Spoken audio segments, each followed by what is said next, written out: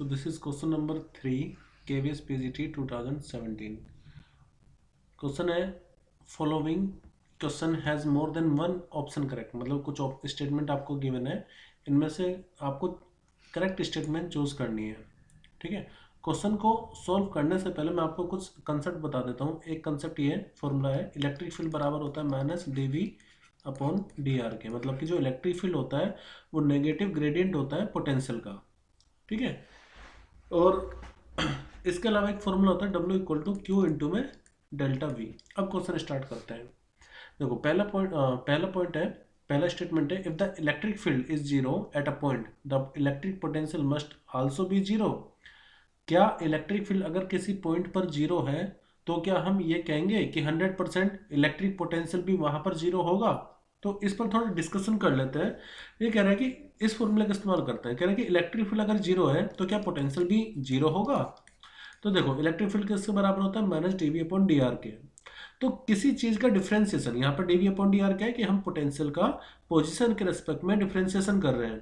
तो किसी चीज का डिफरेंशिएशन जीरो तभी तो आता है जब वो चीज कांस्टेंट है। तो यहाँ से एक कंक्लूजन हम ये निकाल सकते हैं कि जो पोटेंशियल होगा वो कांस्टेंट होगा। हम ये 100% नहीं कह सकते कि पोटेंशियल जीरो ही होगा, लेकिन ये 100% कह सकते हैं कि जब इलेक्ट्रिक फील्ड किसी पॉइंट पर जीरो होगा तो पोटेंशियल कांस्टेंट होगा। तो इसका मतलब ये स्टेटमेंट बिल्कुल भी सही नहीं है।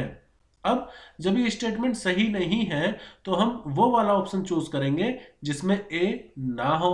अब आप ये देखो कि ऑप्शन ए में भी ए है, ऑप्शन बी में भी स्टेटमेंट ए सही बताई हुई है और ऑप्शन सी में भी स्टेटमेंट को सही बताया गया है।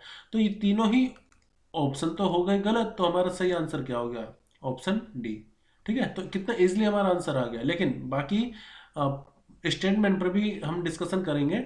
तो यहाँ पे इलेक्ट्रिक फील्ड जीरो होगा तो पोटेंशियल कांस्टेंट होगा।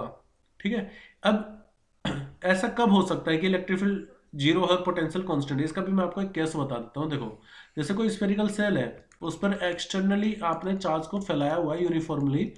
तो होता ये कि अगर इस स्फेरिकल सेल पर कुछ चार्ज हम दे रहे हैं Q, तो इसके अंदर इलेक्ट्रिक फील्ड हमेशा जीरो होगा, लेकिन जो इसके अंदर पोटेंशियल होगा वो कांस्टेंट होगा, जो कि KQ अपॉन कैपिटल R के बराबर होता है। तो ये उसका एक एग्जांपल हो गया।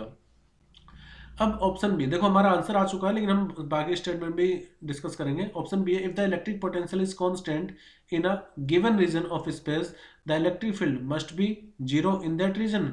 ये कह रहा है कि अगर पोटेंशियल कांस्टेंट हो गया, इसका जस्ट स्टेटमेंट ए का जस्ट रिवर्स स्टेटमेंट है ऑप्शन स्टेटमेंट बी। अगर पोटेंशियल कांस्टेंट हो गया तो क्या इलेक्ट्रिक फील्ड भी जीरो होगा? तो देखो E इक्वल टू कितना होता है, माइनस dV अपॉन dr। तो अगर पोटेंशियल मान लेते हैं कि 3 है, मतलब एक कांस्टेंट वैल्यू है, तो जाहिर सी बात है इलेक्ट्रिक फील्ड भी तो जीरो होगा, क्योंकि किसी भी कांस्टेंट का डिफरेंशिएशन करने पर हमेशा जीरो आता है। ठीक है, तो ये स्टेटमेंट सही है हमारी। Option C, two equipotential surface can never intersect, ये स्टेटमेंट बिल्कुल सही है। देखो ना तो कभी भी दो इलेक्ट्रिक फील्ड लाइन आपस में इंटरसेक्ट करेंगी। जब इलेक्ट्रिक फील्ड लाइन ही इंटरसेक्ट नहीं कर रही है, इलेक्ट्रिक फील्ड लाइन इंटरसेक्ट नहीं करेंगी, तो इक्विपोटेंशियल सरफेस भी आपस में एक दूसरे को इंटरसेक्ट नहीं कर सकते, क्योंकि इक्विपोटेंशियल सरफेस हमेशा इलेक्ट्रिक फील्ड लाइन से 90 डिग्री एंगल पर होते हैं।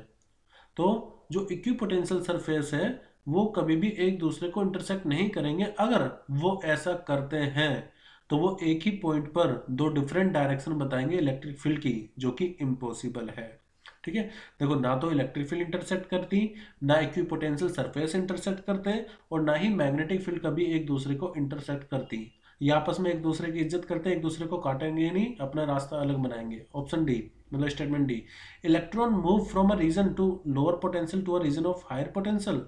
तो देखो मान लीजिए किसी एक पॉइंट पर पोटेंशियल इस तरह से वेरी कर रहा है, यहाँ पर ए है और यहाँ पर बी पॉइंट है, VA और VB, पोटेंशियल हाई यहाँ पर है और पोटेंशियल बी यहाँ पर मान लेते हैं कि लो पोटेंशियल है। तो जो इलेक्ट्रॉन होता है वो हमेशा लो पोटेंशियल से हाई पोटेंशियल रीजन की तरफ मूव करता है।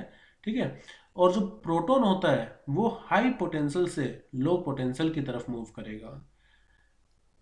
ऐसे ही जैसे हीट हमेशा हाई टेम्परेचर से लो टेम्परेचर पर फ्लो करती है, पानी लिक्विड फ्लूइड हमेशा हायर हाइट से लोअर हाइट पर जाता है, ऐसे ही प्रोटॉन हमेशा हाई पोटेंशियल से लो पोटेंशियल की तरफ मूव करता है। लेकिन इलेक्ट्रॉन क्योंकि माइनस चार्ज है ना, तो इसलिए वो अपोजिट डायरेक्शन में फ्लो करेगा, तो इलेक्ट्रॉन लो पोटेंशियल से हाई पोटेंशियल रीजन की तरफ जाता है।